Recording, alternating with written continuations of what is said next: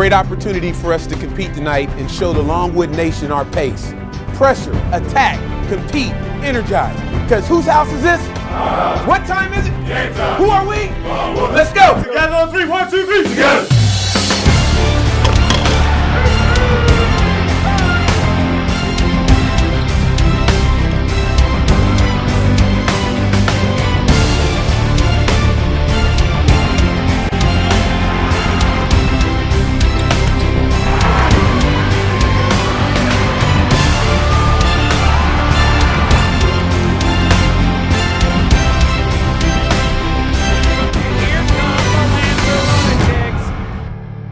Who are we? Longwood. Longwood. Longwood. We are Longwood. This is our house. It's our house. This is our house. Hello and welcome to the Longwood Basketball Coaches Show with head coach Jayson G. I'm your host Scott Bacon, and we appreciate you joining us here on LongwoodLancers.com and the Lancers Radio Network. Coach, first of all, appreciate the time. Had a pair of games this week. A loss at Radford, 93-76, the final score in that game, and the big win over Liberty, which we'll get to in a moment, a 69-66 victory. But appreciate you taking the time. Always great to be here, Scott. Let's touch on that Radford game first. And we talked about before and after the game what they've been able to build with that program down 460 with their third-year head coach, Mike Jones. And now that first year they had 6 wins, that second year they got competitive to a 500 team, and now here they are ready to compete for a championship. What is it that stands out to you the most about what they've been able to do and what Coach Jones has been able to do at Radford? Well, 3 things. Number one, they've created a culture. They've created a brand and identity about how they play. You know, they're going to play hard, they're going to play defense, they're going to get in the passing lanes. Secondly, they have made an identity with the recruits that they have. I mean, they're a quick and athletic group of basketball players. And thirdly, they're well coached, and they've got a system in place that is developing and getting better. And sometimes in that early part in time, like his first year, people couldn't see that the foundation was being laid. And it had not been for that foundation, he wouldn't be having the success he's having now. Now in that game, you guys fell into a 30-11 hole. Lucas Woodhouse, Tristan Carey, able to get more assertive and aggressive offensively and help you guys rally. It was just a 5-point game at the break. And I wanted to touch on Lucas specifically because we talked about after the game how that might have been the most confident and assertive he had looked offensively thus far this season. Well, what I'm proud about Lucas is I think he's a result of, I think, the coaching. We have raised the bar very high for him. We have challenged him to be a high major point guard in a low major league. And he has responded to that. It's taken some time, but he has.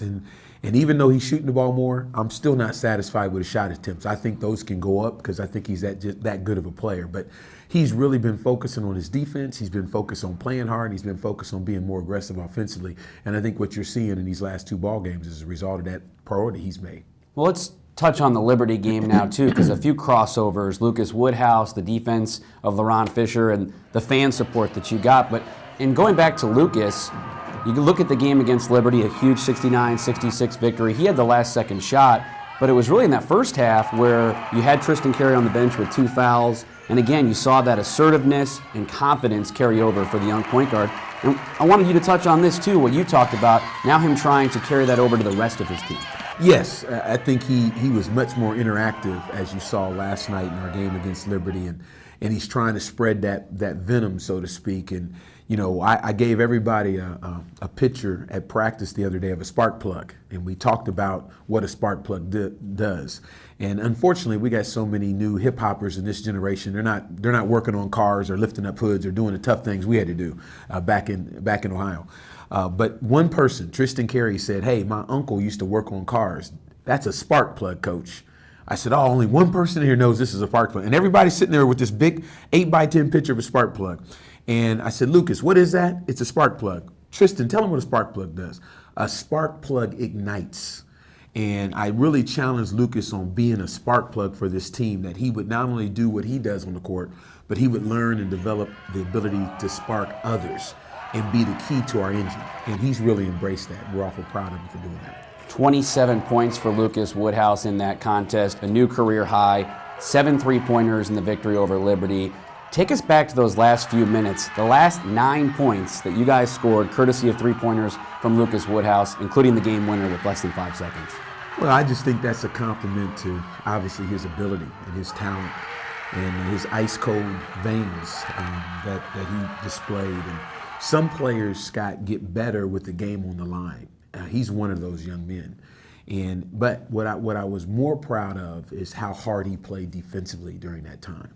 And as I tell our players, we're going to score enough points. We're not a very good basketball team, but we're going to score enough points that we got to start taking more pride in our defense. But hitting those last 3 shots, and every team has to decide on a game plan. And their game plan was to keep him out of the lane because they didn't have confidence that if he couldn't get other people the ball, that we couldn't score. And I would say that's a pretty good gamble. But they went underneath the ball screens, and I told him at the 4-minute mark that, hey, listen, I know you're not going to like this, but if they keep going over under those ball screens, you got to shoot the basketball.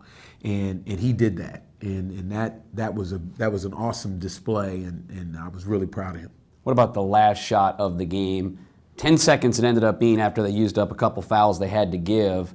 Were you looking for Lucas to get that final shot? Absolutely. I think it was a great strategy. Unfortunately, I looked up at the scoreboard, and they only had 3 team fouls.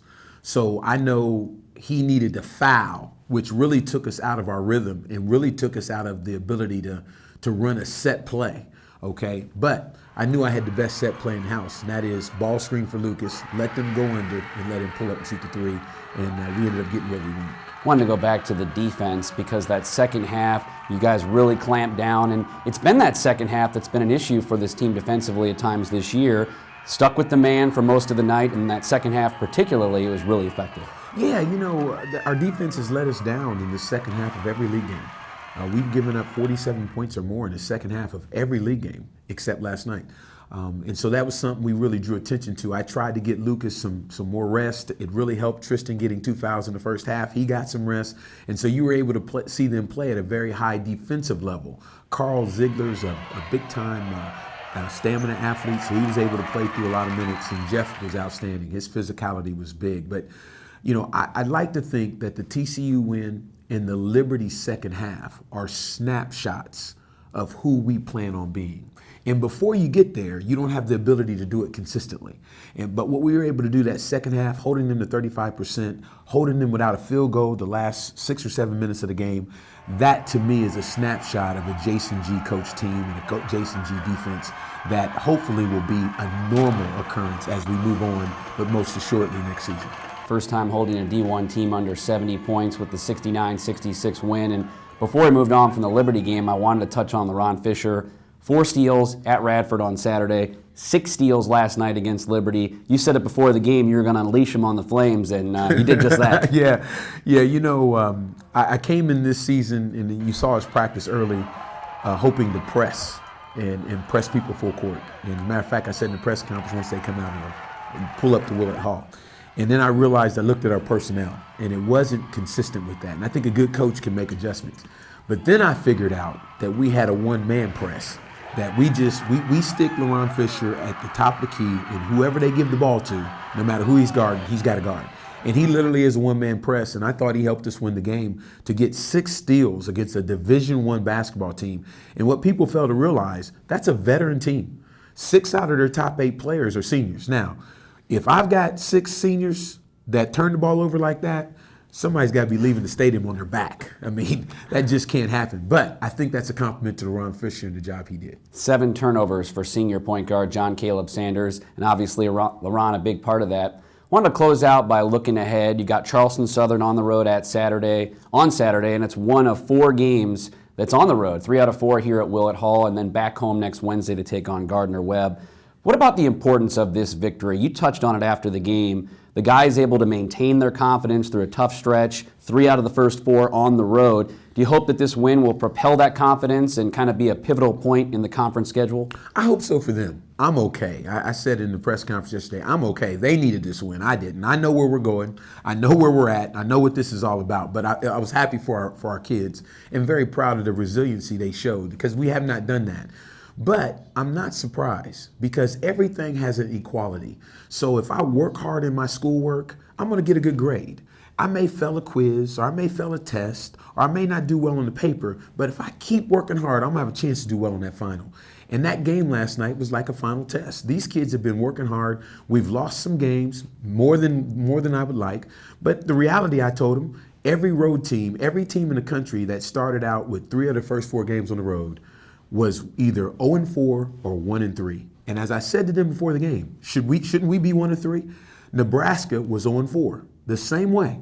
Well, we also found out Nebraska beat Ohio State on Tuesday night. So I was able to bring back my team. Nebraska goes back home and wins a big game at home. Well, we can do the same. And so minus that Campbell game and the students weren't there, the best we can hope for where we're at, Scott, would have been 1-3. We were 0-4. And now we've protected our house, and that's something we got to be really good at. How about those students coming in last night? First time they're in session during a conference game. They made the trip to Radford on Saturday. The 6th man definitely a factor in the Liberty game. I'm speechless. One of the great attractiveness to this job, as I told our guys as we were preparing for this game, was the Lancer Lunatics and the potential of that. And as you know, Scott, I put pressure on everybody. They still need to get a whole lot better too. But I thought, what a great environment that this university is. So I think the next 3 to 5 years are really vital in what we do. That I have a chance with my experience and some of my gifts to kind of mold a program. And that was attractive to me. And the Lunatics and what they did literally helped us win that game.